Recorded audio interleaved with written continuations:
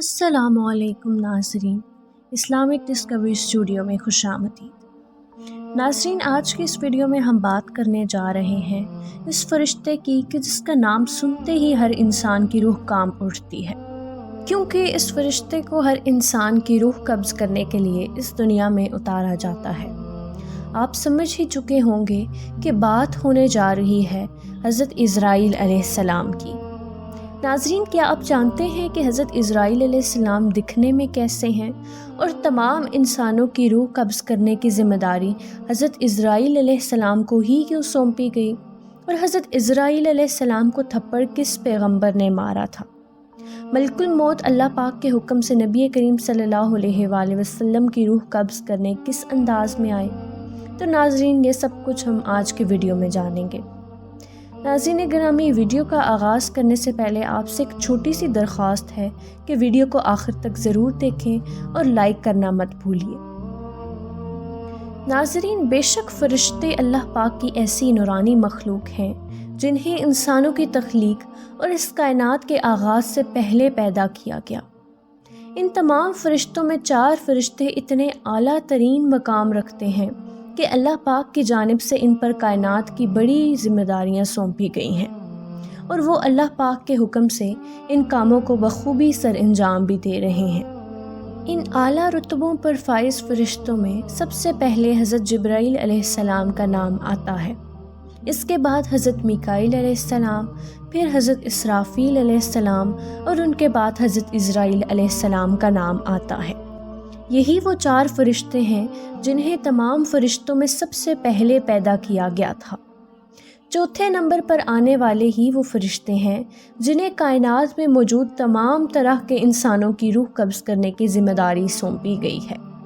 یہ ذمہ داری وہ خود بھی سر انجام دیتے ہیں، اور ان کے کچھ ساتھی فرشتے بھی اس کام کو انجام دینے میں ان کی مدد کرتے ہیں۔ دراصل عزرائیل عربی زبان کا لفظ ہے جو کہ عزرا اور ایل سے مل کر بنا ہے۔ عزرا کا مطلب بندہ اور ایل کا مطلب خدا کے ہیں، یعنی خدا کا بندہ۔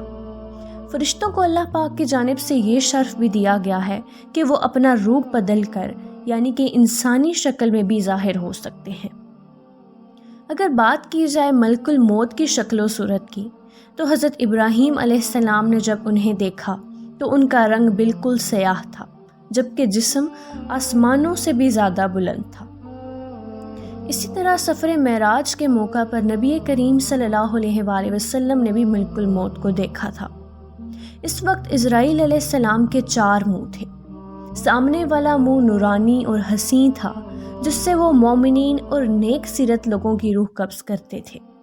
پیچھے والا منہ آگ کا بنا تھا، جس سے وہ مشرکین، یعنی کہ شرک کرنے والوں اور اللہ کی نافرمانی کرنے والوں کو دردناک طریقے سے روح قبض کرتے ہیں۔ اس طرح ان کا دایاں منہ غضب سے بھرا ہوا تھا، جس سے وہ گناہ گاروں کی روح نکالتے ہیں، جبکہ ان کا بایاں منہ قہر کا بنا ہوا تھا، جس سے منافقین کی روح قبض کی جاتی ہے۔ ناظرین، انبیاء کرام علیہ السلام اور کائنات میں موجود نیک لوگوں کی روح یہ خود قبض کرتے ہیں، جبکہ عام لوگوں کی روح ان کے ساتھی فرشتے قبض کرتے ہیں۔ حضرت عزرائیل علیہ السلام کائنات میں موجود کسی بھی روح قبض کرنے سے پہلے اس کی اجازت نہیں لیتے، مگر ناظرین، کائنات میں ایک واحد ایسی ہستی تھی کہ جس کی روح قبض کرنے سے پہلے اجازت لینے کا حکم دیا گیا تھا، اور وہ عظیم ہستی اللہ کے رسول حضرت محمد مصطفیٰ صلی اللہ علیہ وآلہ وسلم تھے۔ ملک الموت کو یہ حکم تھا کہ ان کی اجازت کے بغیر روح قبض نہ کی جائے، جبکہ روح قبض کرنی ہو تو نرمی سے قبض کی جائے، اور دنیا میں اگر رہنا چاہیں تو رہنے دیا جائے۔ اور ساتھ ہی یہ بھی حکم ہوا کہ میرے محبوب کو بتا دینا کہ اللہ پاک ان سے ملاقات کے شوق میں ہے۔ ملک الموت ایک حسین اور نورانی چہرے اور سفید نہکتے ہوئے لباس کے ساتھ زمین پر اترے، اور آپ صلی اللہ علیہ وآلہ وسلم کے دروازے پر کھڑے ہو گئے اور عرض کرنے لگے، السلام علیکم۔ حضرت فاطمہ رضی اللہ تعالیٰ عنہا نے سلام کا جواب دیا اور پوچھنے لگیں کہ اے اللہ کے بندے، تم کون ہو؟ جواب میں نبی کریم صلی اللہ علیہ وآلہ وسلم فرمانے لگے، یہ دوستوں کو ختم کرنے والا جماعتوں کو بکھیرنے والا، بچوں کو یتیم کرنے والا، عورتوں کو بیوہ کرنے والا اور گھروں کو بے آباد کرنے والا اور قبروں کو آباد کرنے والا ملک الموت ہے۔ اس کے بعد حضور نبی کریم صلی اللہ علیہ وآلہ وسلم نے اسرائیل سے دریافت کیا کہ تم میری زیارت کرنے آئے ہو یا میری جان لینے آئے ہو؟ تو اسرائیل علیہ السلام فرمانے لگے، دونوں کام کرنے کے لیے حاضر ہوا ہوں۔ مجھے حکم ہے کہ آپ صلی اللہ علیہ وآلہ وسلم کی اجازت کے بغیر روح قبض نہ کروں، اور حکم ملا ہے کہ اگر اجازت ملے تو ٹھیک ہے، ورنہ گستاخی نہ کروں اور لوٹ کر واپس آ جاؤں۔